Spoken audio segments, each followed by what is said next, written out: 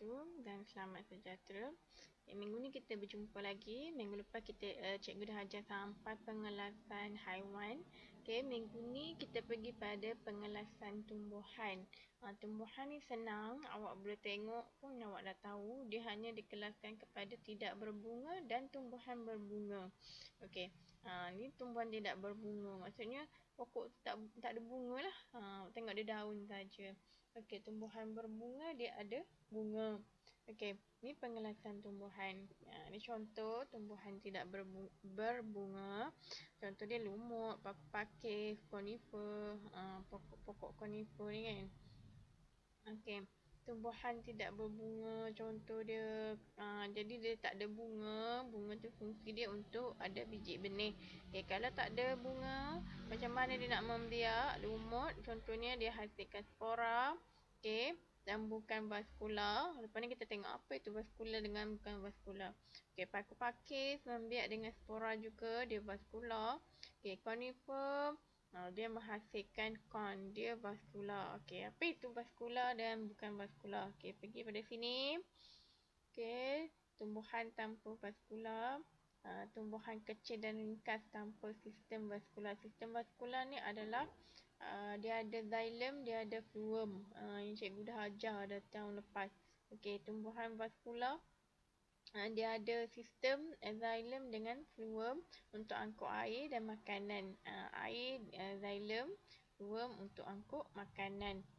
Dan ada akar, ada batang, ada daun yang nyata. Awak nampak macam ada akar lah, nampak lah nyata.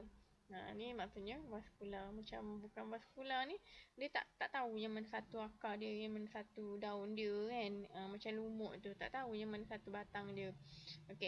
Itu tumbuhan tidak berbunga. Tumbuhan berbunga, dia bunga ni untuk jadi buah dan untuk jadikan hasilkan biji supaya dia dapat membiak lagi.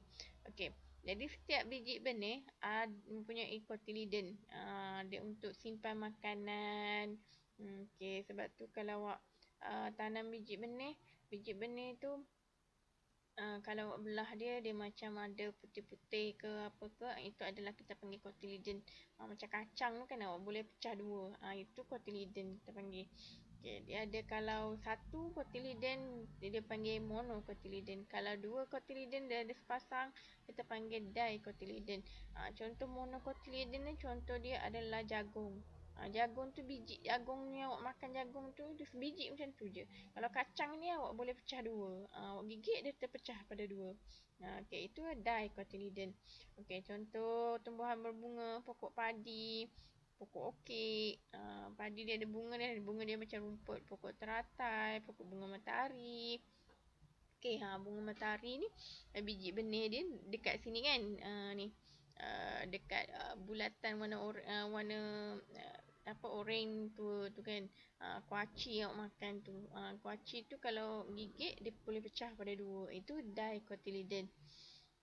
Perbezaan monocotyledon dia ada satu je ni. Dicotyledon dia ada dua macam ni, boleh pecah pada dua. Dia berakar, kalau monocotyledon berakar serabut.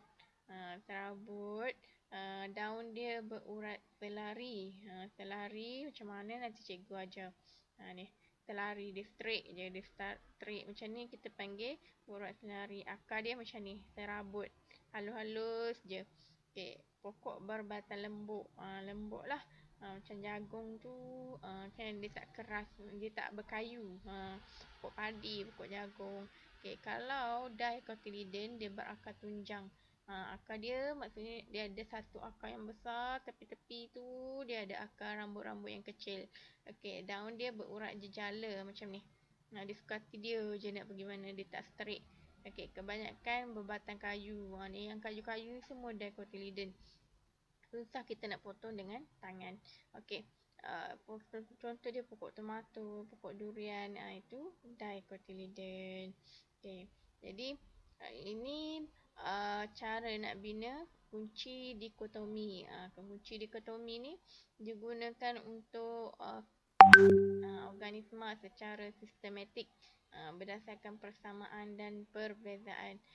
Dibina daripada beberapa siri kuplet. Pluricuplet ni ada dua pernyataan tentang ciri-ciri organisma dan kumpulan organisma yang tertentu. Okey. Jadi mari kita lihatlah kunci dikotomi bagi haiwan. Haiwan kan. Contoh Pokiloterma, Hemioterma. Ini cikgu dah ajar dah. Apa itu Pokiloterma? Lihat balik. Pokiloterma yang mana satu? Pokiloterma dia berubah, suhu badan dia berubah mengikut persekitaran. Homeoterma dia tidak berubah mengikut persekitaran. Lihat balik, betul ke salah tu yang cikgu cakap? Okey. Awak kalau nak ni awak boleh rujuk muka surat Pokiloterma ni. Surat 9. Awak boleh rujuk muka surat 9 buku teks awak. Apa Pokiloterma, Hemioterma. Okey. Yang kedua, dipecahkan pada bersisik dan tidak bersisik. Okey. Tidak berbulu pelepah, berbulu pelepah buat macam ni dulu. Okey, tidak mempunyai insan dan mempunyai insan. Okey, Pokiloterma dia suhu badan dia berubah mengikut persekitaran. Dia kata pergi pada nombor 2. Okey, awak tak payah lihat B lah, pergi pada nombor 2 terus ni, nombor 2. Okey, bersisik. Pokiloterma dia suhu badan dia berubah mengikut persekitaran. Kemudian dia bersisik. Bersisik pergi pada nombor 4. Terus tengok pada nombor 4. Dan 4 dia tidak mempunyai insan dan mempunyai insan. Okey, jadi nombor 4 kalau tidak mempunyai insan, dia Pokiloterma. Bersisik tidak mempunyai insan adalah ular. Okey. Pokiloterma dia bersisik dan mempunyai insan, okey, adalah ikan bawal. Okey, Homeoterma suhu badan dia tidak berubah mengikut sekitaran, pergi pada nombor 3 terus. Iaitu tidak berbulu pelepah, berbulu pelepah. Okey, kalau yang berbulu pelepah dia tidak berubah mengikut sekitaran adalah singa. Singa mana ada bulu pelepah kan, macam kepak tu. Okey, kemudian suhu badan dia tidak berubah mengikut persekitaran, berbulu pelepah. Maksudnya dia ada kepak tu adalah ayam. Okey, jadi awak boleh kenal pasti. Okey. Ini pula kekunci dikotomi pokok jagung. Okey, tidak berbunga. Tidak berbunga terus pergi pada nombor 2. Dia kata pergi pada nombor 2. Pergi pada nombor 2. Tanpa vaskular, iaitu Marchantia species. Ni lumut tadi. Okey, tidak berbunga pergi pada nombor 2, mempunyai vaskular pergi pada nombor 4 dia kata. Nombor 4 dia tidak berbunga, mempunyai vaskular, tidak menghasilkan biji benih iaitu paku pakis. Okey, tidak berbunga tanpa mempunyai vaskular, menghasilkan biji benih adalah Nematode. Okey. Kemudian berbunga, untuk berbunga pergi pada nombor 3. Pergi pada nombor 3, Monocotyledon adalah pokok jagung. Berbunga pergi pada nombor 3, Dicotyledon adalah pokok bunga matahari. Jadi itu cara nak baca dia. Ni kekunci dikotomi lah. Okey. Jadi untuk latihan awak buat latihan formatif 1.2 yang ni. Minggu lepas 1.1 tak siap lagi. Cikgu tak bagi band lah. Cikgu bagi band 1 je. Siapa yang tak siap tak hantar lagi. Okey. Kemudian dah habis untuk bab 1 ni. Buat latihan formatif 1.